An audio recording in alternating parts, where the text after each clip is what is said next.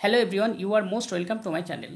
আজ যে বিষয়টি নিয়ে আলোচনা করব সেটা হলো সিস্টার নিবেদিতার লেখা দ্য স্বামী অ্যান্ড মাদার ওরসিফ। এই দ্য স্বামী অ্যান্ড মাদার ওরসিফ এটা নেওয়া হয়েছে সিস্টার নিবেদিতার বিখ্যাত গ্রন্থ দ্য মাস্টার অ্যাজাই সহিম থেকে। তো এখানে যে সিস্টার নিবেদিতার লেখা এই যে প্রোজটা রয়েছে, এই প্রোজটা অত্যন্ত একটা গুরুত্বপূর্ণ প্রোজ। কেননা এই প্রোজের যদি প্রত্যেকটা লাইন বাই লাইন অর্থ পড়ো তাহলে বুঝতে পারবে না, এর ভাবার্থটাও বুঝতে হবে। আমি চেষ্টা করব এই প্রোজটার ভাবার্থটা ঠিকঠাক বুঝিয়ে দিতে। তো যেহেতু এই গল্পটা অনেকটা বড় হওয়ার জন্য এটা কয়েকটা পার্টে বিভক্ত করে নেওয়া হবে। আজ প্রথম পার্ট। তো প্রথম পার্টে আমি আমার সাধ্যমতো চেষ্টা করব তোমাদেরকে একদম লাইন বাই লাইন বুঝিয়ে দেওয়া, প্রত্যেকটা ওয়ার্ডের মানে করে দেওয়া, এমনকি যে জায়গাগুলো কঠিন আছে কঠিন জায়গাগুলো সহজভাবে বুঝিয়ে দেওয়া। তাহলে চলো ভিডিওটা স্টার্ট করছি। The story of the glimpse. The story বলতে গল্প, গ্লিমস কথার অর্থ হলো আভাস। হুইচ যেটাতে I caught of this part আমি বিশেষভাবে আকর্ষিত হয়েছি, অফ দ্য স্বামীজ লাইফ স্বামীজির জীবনের যে অংশের দ্বারা, উড বি সিঙ্গুলারলি ইনকমপ্লিট অবশ্যই অসম্পূর্ণ থেকে যাবে, if it contain no mention of his worship of the mother যদি তার মায়ের কথা বা তার মাতৃভক্তির কথা উল্লেখ না করা হয়। তো এটার মানে যখন করবে কেটে কেটে কীভাবে করবে, the story of the glimpse which I caught of this part of the Swami's life স্বামীজির জীবনের যেটুকু অংশের আভাস আমি পেয়েছি এবার এখান থেকে শুরু করতে হবে। If it contain no mention of his worship of the mother, if যদি ইট কন্টেইন নো মেনশন কোনো উল্লেখ না করা হয়, of his worship of the mother তার মাতৃভক্তির কথা, উড বি সিঙ্গুলারলি ইনকমপ্লিট তাহলে অসম্পূর্ণ থেকে যাবে। বাংলাটাকে এরকমভাবে বলতে হবে, স্বামীজির জীবনের যেটুকু অংশের আভাস আমি পেয়েছি, যদি এই অংশে তার মাতৃভক্তির কথা উল্লেখ না করি তাহলে অনেক অংশই অসম্পূর্ণ থেকে যাবে। স্পিরিচুয়ালি স্পিকিং, আধ্যাত্মিকভাবে বলতে গেলে, আই হ্যাভ অলওয়েজ ফেল্ড আমি সবসময় অনুভব করেছি, দ্যাট যে there were two elements in his consciousness তার মধ্যে বিশেষ দুটো বৈশিষ্ট্য রয়েছে। বৈশিষ্ট্য কি? আনডাউটলি নিঃসন্দেহে হি ওয়াজ বর্ন আ ব্রহ্মজ্ঞানী তিনি জন্ম থেকেই ব্রহ্মজ্ঞানী। As Ramakrishna Paramahamsa so frequently insisted এই রামকৃষ্ণ পরমহংস যিনি স্বামী বিবেকানন্দের গুরুদেব, তিনিও বারবার এই কথাটি উল্লেখ করেছেন। তো এখানে ফ্রিকুয়েন্টলি কথার অর্থ হলো বারবার, আর ইনসিস্টেড কথার অর্থ হলো উল্লেখ করেছেন।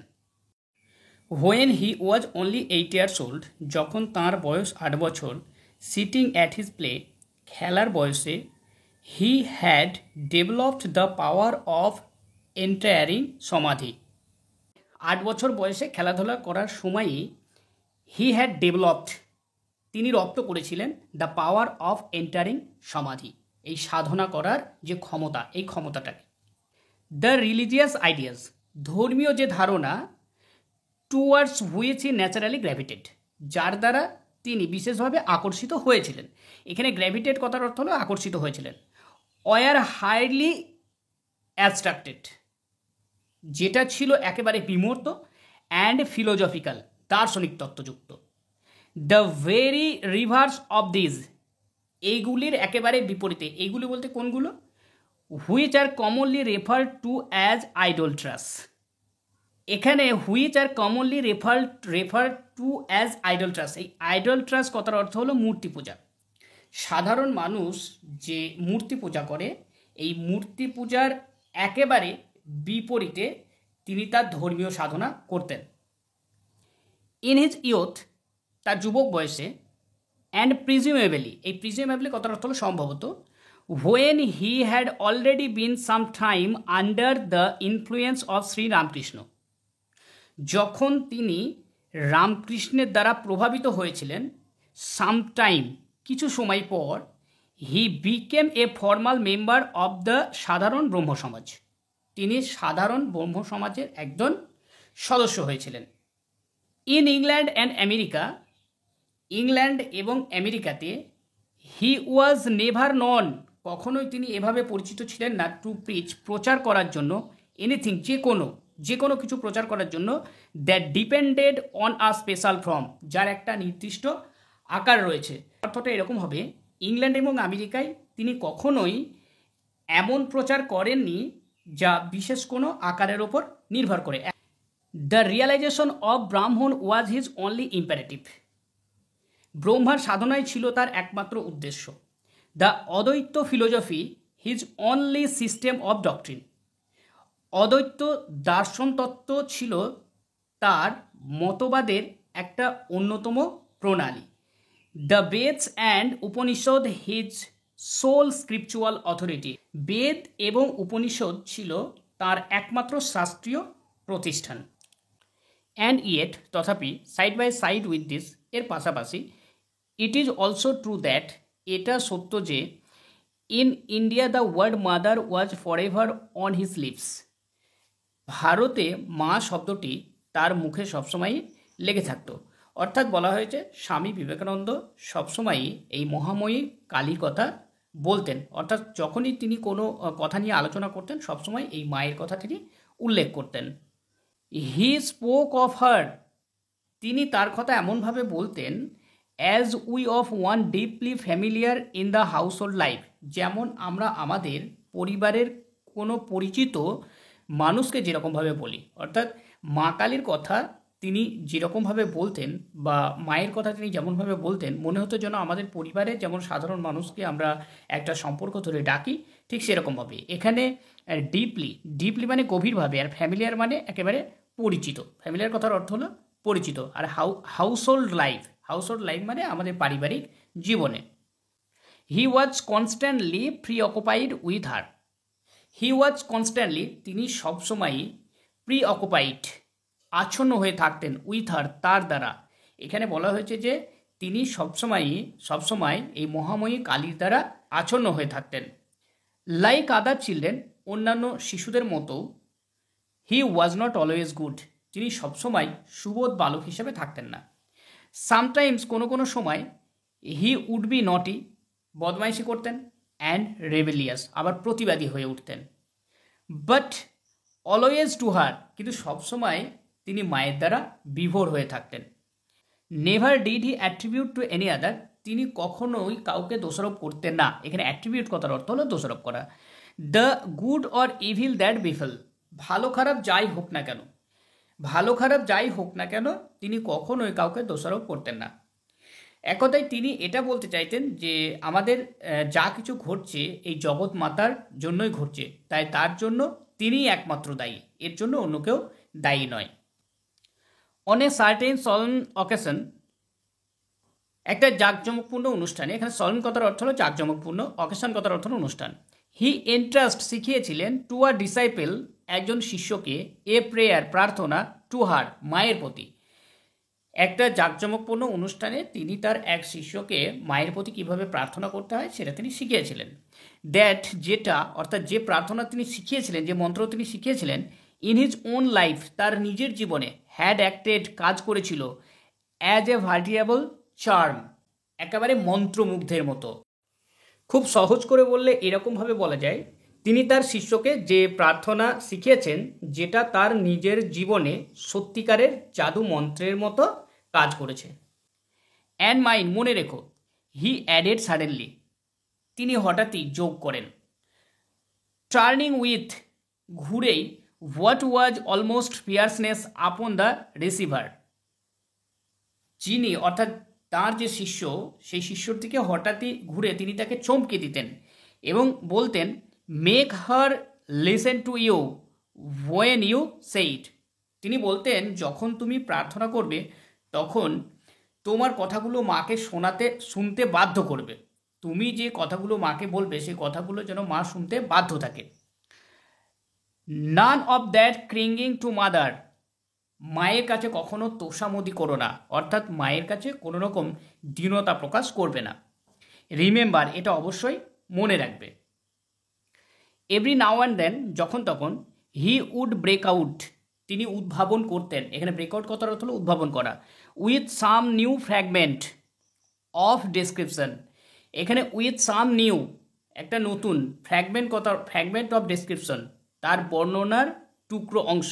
অর্থাৎ এখানে এটা বলা হয়েছে যে যখন তখন তিনি মায়ের খণ্ড খণ্ড রূপকে বর্ণনা করতেন আর বলতেন, the right hand raised in blessing, আমাদের মহাময়ী কালী ধারিণী, তিনি তার যে ডান হাতটা তুলে রয়েছেন সেটা আশীর্বাদ করছেন।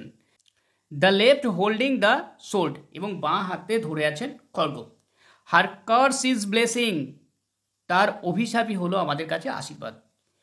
Would be the sudden exclamation, হঠাৎই তার চিৎকারে, ইন্ডেড এ লং রিভারি, যেন তার যে ধ্যানস্থ সেই ধ্যানস্থ বিষয়টার জন্য ইতি ঘটত। অর বিকামিং, হয়ে উঠতেন হাফ লিরিক, অর্ধ গীতিকবি, ইন ইনস্টেন্সিটি অফ হিজ ফিলিং, তার ভাবনার মধ্যে, অর্থাৎ তার ভাবনার মধ্যে তিনি যেন একজন কবি হয়ে উঠতেন। Deep in the heart of her own, তার নিজের অন্তরের অন্তরতম স্থানে ফ্লাসেস জলজল করে, the blood red knife of Kali, কালীর যে রক্তমাখা খড়গ, সেই রক্তমাখা খড়গ। অর্থাৎ বলতে চাইছে যে তার নিজের অন্তরের অন্তরতম স্থানে মা কালীর যে রক্তমাখা খড়গ, সেই খড়গটা তার মধ্যে যেন জলজল করছে। ওরসিপার্স অফ দ্য মাদার, মায়ের যে উপাসক, আর দে ফ্রম দেয়ার বার্থ, জন্ম অবধি থেকেই তারা, in her incarnation of the sold, in her তার, ইনকারনেশন অবতার, অফ দ্য সোল্ড তার যে খড়গধারী। অর্থাৎ এটা বলা হয়েছে যে মায়ের যে সমস্ত উপাসক রয়েছে তারা আজন্মই তারই উপাসক, যে মুন্ডমালাধারী যে মা তাদের সামনে দাঁড়িয়ে রয়েছে সেই অবতারের পুজো তারা করেন, সেই অবতারের উপাসক তারা। ফ্রম হিম ওয়াজ গ্যাদার্ড, তার কাছ থেকে আমি যে বিষয়গুলো জেনেছিলাম, in such moment as this, এই যে উপরিউক্ত বিভিন্ন যে ঘটনা, এই ঘটনাগুলির যে মুহূর্ত, almost every line and syllable of certain short psalm, প্রত্যেকটা লাইন এবং শব্দ একটা তোস্ত্র, কল্ড, যেটা নাম দিয়েছিলাম voice of the mother which I রোট, অর্থাৎ আমি যেটা লিখেছিলাম এই প্রত্যেকটা লাইন এবং প্রত্যেকটা শব্দ স্বামী বিবেকানন্দের কাছ থেকে যে সমস্ত তথ্য আমি গ্রহণ করেছিলাম বা পেয়েছিলাম, সেগুলির একটা স্তোত্র যেটা আমি লিখেছিলাম, যার নাম দিয়েছিলাম voice of the mother. Published, এটা প্রকাশিত হয়েছিল অ্যাবাউট দিস টাইম, ঠিক এই সময়ে। আই ওরশিপ দ্য টেরেবল, আমি ভয়ঙ্করের পুজো করি। হি ওয়াজ কন্টিনিউয়াসলি সেইং, তিনি সবসময় বলতেন, and once it is mistake to hold that, এটা ধরে নেওয়া ভুল হবে যে with all men pleasure is the motive, প্রত্যেকটা মানুষই যেন সুখের জন্য এটা করে, এটা ধরে নেওয়া ভুল হবে। অর্থাৎ অনেক মানুষ রয়েছে যারা ভগবানের সেবা করে তারা একেবারে সুখের জন্য সেবা করে না, তারা ভগবানের প্রতি যে ভালোবাসা, ভগবানের প্রতি যে আস্থা, সেই জন্য তারা ভগবানের সেবা করে। Quite as many are born to seek after pain, অনেকেই আছে যারা কষ্ট পাওয়ার জন্য এই সেবাটা করে, যারা এই কষ্ট পাওয়া বা কষ্ট খোঁজার জন্য এই সেবাটা করে। Let us worship the terror for its own sake, চলো আমরা এই মহাময়ী মুন্ডমালাধারী যে কালী, এই যে বিভৎস রূপ, এই রূপের জন্যই আমরা তার পুজো করি, ভয়ঙ্করের পুজো। He had a whole hearted contempt, এই হোল হার্টেড কথার অর্থ হলো আন্তরিক, আর কন্টেম্পট কথার অর্থ হলো ঘৃণা। তাহলে এটা মানে দাঁড়ালো তাঁর মধ্যে আন্তরিক ঘৃণা ছিল। ফর হোয়াট, এই কারণে, হি রিগার্ডেড অ্যাজ স্কুইমিনসেস অর মকিসনেস, এই স্কুইমিনসেস কথার অর্থ হলো আদিক্ষেতা, আর মকিসনেস কথার অর্থ হলো ন্যাকাপনা। তো এর পুরোপুরি অর্থটা এটা দাঁড়ায় যে আদিক্ষেতা এবং ন্যাকাপনা সম্পর্কে স্বামী বিবেকানন্দের একটা আন্তরিক ঘৃণাবোধ ছিল। He wasted few words on me, তিনি আমার সঙ্গে খুব অল্প কথাবার্তা বলেছিলেন। যদি এর আক্ষরিক অর্থ করা হয় তাহলে বলা হবে যে তিনি আমার ওপর খুব অল্প সময় নষ্ট করেছিলেন। হোয়েন, যখন আই কেম টু হিম, আমি তার কাছে এসেছিলাম, উইথ মাই ডিফিকাল্টিজ, আমার সমস্যা নিয়ে about animal sacrifice in the temple, মন্দিরে পশু বলির ব্যাপারে। এটার মানে দাঁড়ালো এরকমভাবে যে যখন আমি স্বামী বিবেকানন্দের কাছে মন্দিরে পশু বলির সমস্যা নিয়ে এসেছিলাম, ঠিক সেই সময় তিনি আমার সঙ্গে খুব অল্প কথা বলেছিলেন। হি মেড নো রেফারেন্স, তিনি কোনো কিছুরই উল্লেখ করেননি, as he mite have done, যেটা তিনি করতে পারতেন। অর্থাৎ এখানে বলা হয়েছে তিনি যে পশু বলি সম্পর্কে বলেছেন, যে সমস্যা সম্পর্কে, সেই সমস্যার সমাধান ছিল স্বামী বিবেকানন্দের কাছে, কিন্তু স্বামী বিবেকানন্দ এই ব্যাপারে কোনো কথাই উল্লেখ করেননি যেটা তিনি উল্লেখ করতে পারতেন। টু দ্য ফ্যাক্ট দ্যাট, এটাই ঘটনা দ্যাট যে মোস্ট অফ আস, আমাদের মধ্যে অনেকেই loudly as we may attack this, খুব জোরের সঙ্গে আমরা এই বলি প্রথার বিরুদ্ধচারণ করি। হ্যাভ নো হেজিটেশন, কিন্তু আমাদের মধ্যে কোনো রকম ইতস্ততা বোধ কখনোই কাজ করে না in offering animal sacrifice to our self, যখন আমরা নিজেদের জন্য বলি প্রদান করি। এটা বলা হয়েছে যে আমরা মন্দিরে যখন বলি দেখি, পশু বলি, সেই পশু বলিটাকে দেখে আমরা সবসময় প্রতিবাদে চিল্লে উঠি। এতটা প্রতিবাদ করি যে মনে হয় না পশু বলিটা দেওয়া ঠিক নয়। যখন আমরা নিজেরা নিজেদের জন্য পশু বলি করি, তখন সেটার ক্ষেত্রে কোনো রকম নিজেদের দোষারোপও করি না বা কোনো ব্যাপারে নেই। তখন আমরা বলি না এটা ঠিক আছে, আমাদের সবটা ভালো। তখন আমরা এটা নিয়ে কোনো রকম মতবিরোধও করি না। হি অফার নো আর্গুমেন্ট, তিনি কোনো যুক্তি প্রদানও করেননি। As he easily might have done, যেটাতে তিনি যুক্তি প্রদান করতে পারতেন। Regarding the degradation of the butcher and the slaughter house under the modern system, he offer no argument, তিনি কোনো যুক্তি এখানে খাড়া করেননি। As he easily might have done, যেটা তিনি সহজেই করতে পারতেন। এই যে আমরা নিজেদের জন্য পশু বলি করছি, তখন আমাদের কোনো প্রবলেম নেই, আমাদের নিজেদের স্বার্থ সিদ্ধির জন্য এটা করছি, আমরা এই পশু বলি দিয়ে নিজেরা আত্মসাৎ করব, এ ব্যাপারে কোনো রকম নয়। অথচ অন্যরা যখন করছে, সেখানে আমরা বারবার সরব হচ্ছি এবং সরব হয়ে বলছি এটা করা উচিত নয়, পশু বলি হচ্ছে মন্দিরে, এই সমস্ত পশু বলি করা একেবারেই উচিত নয়।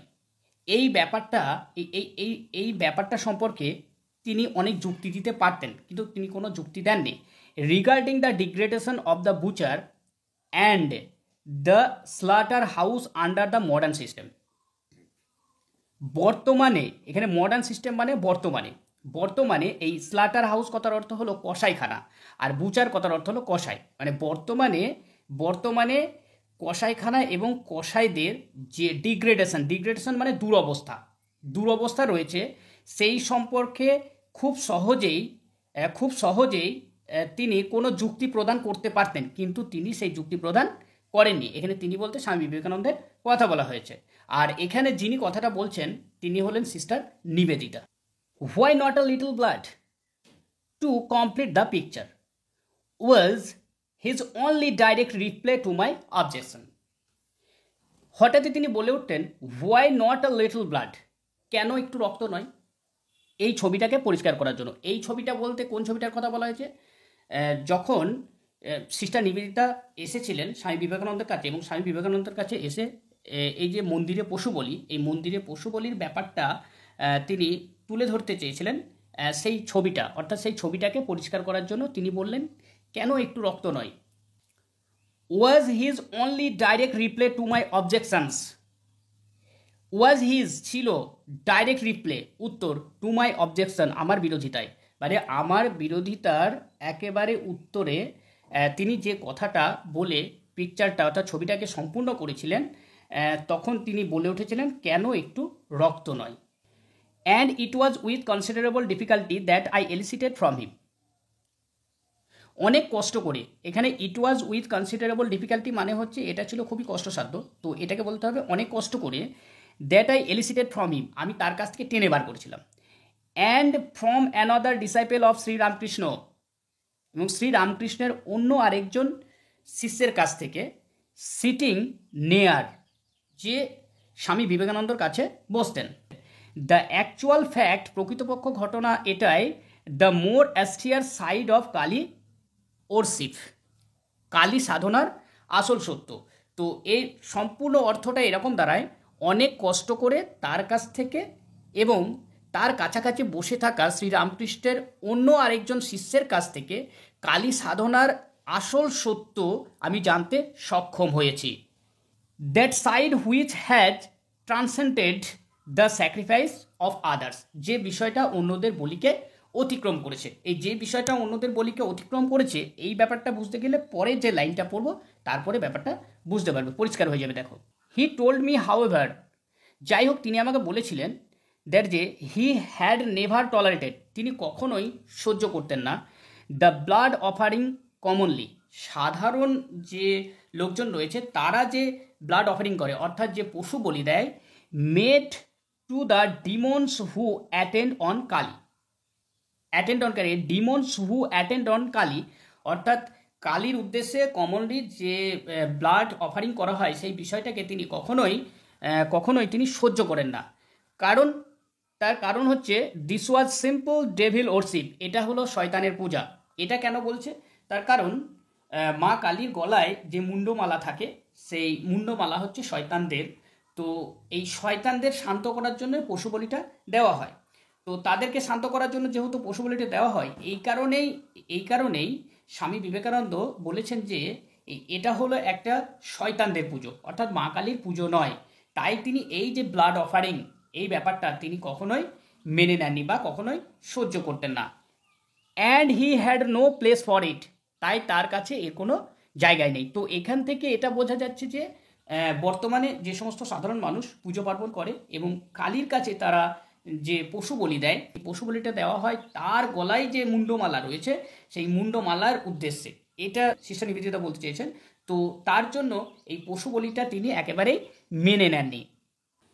His own effort being constantly to banish fear and weakness from his own consciousness, তার নিজের প্রচেষ্টায়, বিং কনস্ট্যান্টলি কথার অর্থ হলো নিরন্তর, তার নিজের নিরন্তর প্রচেষ্টায় টু ব্যানিশ ধ্বংস করতে চাইছেন ফেয়ার ভয়কে, উইকনেস দুর্বলতাকে, ফ্রম হিজ ওন কনসাসনেস তার নিজের হৃদয়ের মধ্য থেকে, অর্থাৎ তিনি নিজের মধ্য থেকে ভয় এবং দুর্বলতাকে পুরোপুরি ধ্বংস করে দিতে চাইছেন।